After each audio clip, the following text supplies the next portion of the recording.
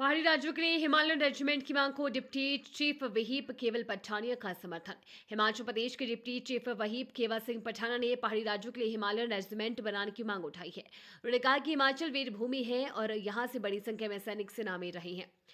जिन्होंने अपने शौर्य का परचम और परिचय दिया है। मेजर सोमनाथ शर्मा को पहला परमवीर चक्र यहीं से मिला था। केवल सिंह पठाना ने कहा कि पहाड़ी राज्यों के लिए अलग रेजिमेंट बनाने की जरूरत है। इससे इन राज्यों के युवाओं को सेना में शामिल होने का अवसर मिलेगा और उनकी प्रतिभा का उपयोग देश की सुरक्षा के लिए किया जाएगा। बिल्कुल, क्योंकि उत्तराखंड के अंदर बिल्कुल ठीक कह रहे हैं आप। ये तीनों ऐसे प्रदेश हैं, तो ये तीनों जो हिमालयन रेजिमेंट की बात है और हमारी टोपोग्राफी और ज्योग्राफी और हमारा बेसिकली हमारा जो हमारा रहन-सहन है, हम बड़े टफ पहाड़ी लोग हैं ना, बड़े टफ, अब सब लोग पहाड़ी में, बड़े टफ लोग हैं और सबसे बड़ी जो चाहे वो पुलिस हो, चाहे वो पैरामिलिट्री फोर्सेस हो, चाहे वो आर्मी हो, सबसे बड़ी चीज़ है ये कि आपका जो सेहत है कि नहीं है? सेहत और बहादुरी दोनों चीज़ें, तो ये इस रेजिमेंट की मैं समर्थन करता हूँ। जहाँ तक इंडो पाक जो बात चली हुई थी, उसमें जहाँ तक हमारे वर्तमान सरकार के मुखिया आदि मुख्यमंत्री ठाकुर सुखविंदर सिंह सुक्खू जी ने कैबिनेट के अंदर भी और खुद भी इन्होंने कहा कि जो प्रदेश सरकार की जो गाइडलाइंस होंगी, प्रदेश सरकार जो निर्णय लेगी उसको हम हिमाचल प्रदेश की सरकार भी बढ़ चढ़ के उसमें जो है वो उस सरकार के केंद्र की सरकार में के समर्थन में थी। दूसरी बात, पहले दिन से ही हमारे आदरणीय नेता श्री राहुल गांधी जी ने जो है वो सरकार के साथ खुद आगे होकर उन्होंने कहा, कांग्रेस वर्किंग कमेटी की बैठक हुई और ये देश का मामला था, ना किसी पार्टी का मामला था, राजनीतिक मामला नहीं था। और कांग्रेस पार्टी जो देश के अंदर जो है मैं कहता हूँ एक सबसे बड़ी अपोजिशन पार्टी है। उन्होंने कहा था आदरणीय अध्यक्ष खड़गे जी ने और राहुल गांधी जी ने कि हम सरकार के साथ खड़े हैं और सरकार की हर बात को हम समर्थन देते हैं। ये तो हमारी कांग्रेस पार्टी का स्टैंड था। वहाँ ही मुख्यमंत्री महोदय ने भी यहाँ होल ऑफ द कैबिनेट करके उन्होंने कहा कि जो हिंदुस्तान की सरकार और हिंदुस्तान की सरकार के साथ हम कंधे के साथ कंधा मिलाकर खड़े हैं। और ये पहली बार हुआ कि हमारे जो नेता विपक्ष हैं, लंबे समय से 11 साल तक जो है वर्तमान प्रधानमंत्री जो है वो बातचीत जो करते थे, लेकिन अल्टीमेट जो है राहुल गांधी जी ने, चाहे वो कोरोना में बात की वो भी सच निकली, चाहे ये बात थी, और राहुल गांधी जी आगे होकर जो है उन्होंने केंद्र सरकार का समर्थन दिया और केंद्र सरकार ने बातचीत भी की। और उस बातचीत से ही आज जो भी चाहे वो सीज फायर हुआ है, जो भी हमारे डिप्लोमेटिक रिलेशन है, तो वो आगे बात बढ़ी है। जहाँ इसमें हिमाचल प्रदेश का कंसर्न है, मैं बड़ा दुख के साथ कहना, क्योंकि मैं शाहपुर विधानसभा क्षेत्र का रहने वाला हूँ। हमारे गर्ग सिंह जो कि खुद 19 पंजाब में थे, उनके पिताजी, और आदरणीय स्वर्गीय पवन कुमार जरयाल जी, जो कि 31 मई को उन्होंने रिटायरमेंट आना था। 1 महीना पहले आए थे, अच्छे स्पोर्ट्समैन थे, 1 महीना पहले आए थे, 1.5 महीना पहले वो अपना मतलब सारा जैसे हम इंतजाम करते हैं, अपनी रिटायरमेंट का भी वो इंतजाम करके गए थे कि इसके आगे मैं और सामाजिक प्राणी थे।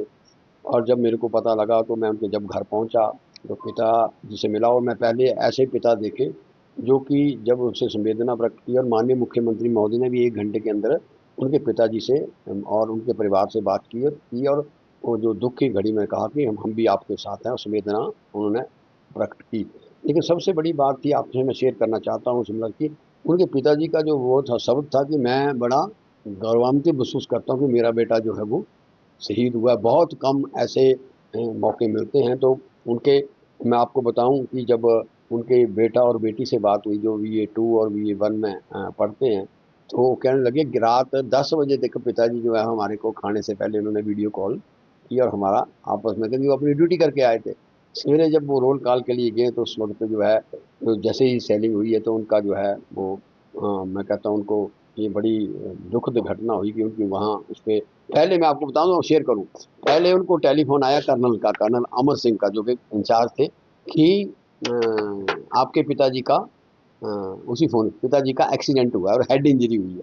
ठीक क्योंकि वो पिताजी जो थे वो पंजाब रेजिमेंट के ही वो थे, तो वो कहीं ना कहीं फौजी भाई तो लगा लेते हैं पता। और ठीक आधे घंटे के बाद उनको टेलीफोन आता है कि ऐसे ऐसे आपके जो हैं उनको जो हमारे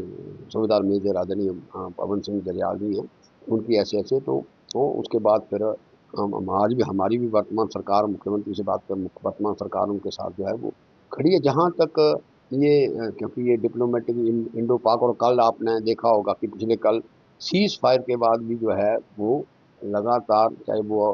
अमृतसर के अंदर हो, चाहे हिमाचल प्रदेश की घटना हो, तो इस पे केंद्र सरकार को जो है वो कड़ा नोटिस लेना चाहिए। चाहे वो डलहौजी के अंदर हो, चाहे हमारे अपने क्या कहते हैं इंदौरा के अंदर हो, गंगत के अंदर हो, तो उस पे मैं आज, क्योंकि पिछले कल ही घटना हुई और मुख्यमंत्री जी रात से ही बिल्कुल एक्टिव हैं, क्या हुआ क्या नहीं। तो और केंद्र सरकार को जो हमारी